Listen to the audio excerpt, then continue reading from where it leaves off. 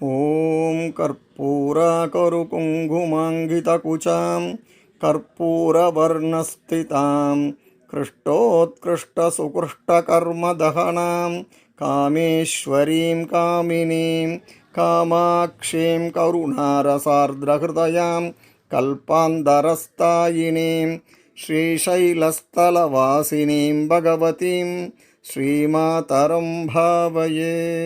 ஓம் ஸ்ரீ குருப்யோ நமஹ. நாம் சக்தி பீடங்கள் வரிசையில் இன்று 5வதாக பார்க்க இருக்கும் சக்தி பீடம் ஸ்ரீசைல பீடம் என்றும் ஸ்ரீ பர்வதா பீடம் என்றும் அழைக்கப்படுகிறது.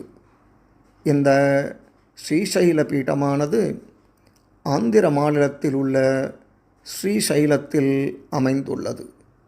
புராணப் பெயர் ஸ்ரீ பர்வதமாகும். இக்கோயில் சைல சக்தி பீடமாகவும் 51 சக்தி பீடங்களில் தேவியின் கழுத்து பகுதி விழுந்த சக்தி பீடமுமாகும். 51 சக்தி பீடங்களில் 18 மகாசக்தி பீடங்கள் இருக்கின்றன. இக்கோயில் 18 மகாசக்தி பீடங்களில் ஒன்றாகவும் திகழ்கிறது. இங்கு குடிகொண்டிருக்கும் அம்பாள் பிரமராம்பாள். இவளுக்கு பிரமராம்பிகை என்ற பெயரும் உண்டு. மூலவர் இறைவன் மல்லிகார்ஜுனர். இவரது சன்னதி கீழே இருக்க பிரமராம்பிகை சன்னதி 30 படிகள் உயரத்தில் அமைந்துள்ளது. இந்த பீடத்தின் தீர்த்தம் பாலா நதி மற்றும் பாதாள கங்கை தீர்த்தம். தலவிருட்சம் மருதமரம் மற்றும் திரிபலா மரம். ஸ்ரீசைல மலையை தரிசனம் செய்தால் மறுபிறவி இல்லை என்கிறது தலபுராணம்.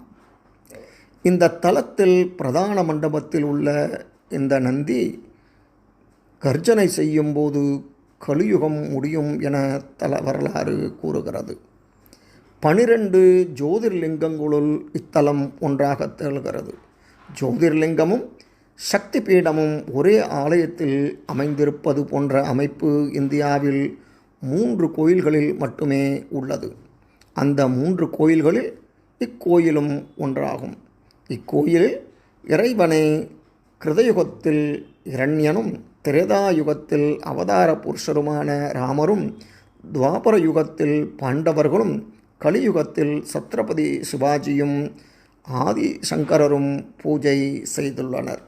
இதன் தொடர்ச்சியை அடுத்த பதிவிலே பார்ப்போம். நன்றி, வணக்கம்.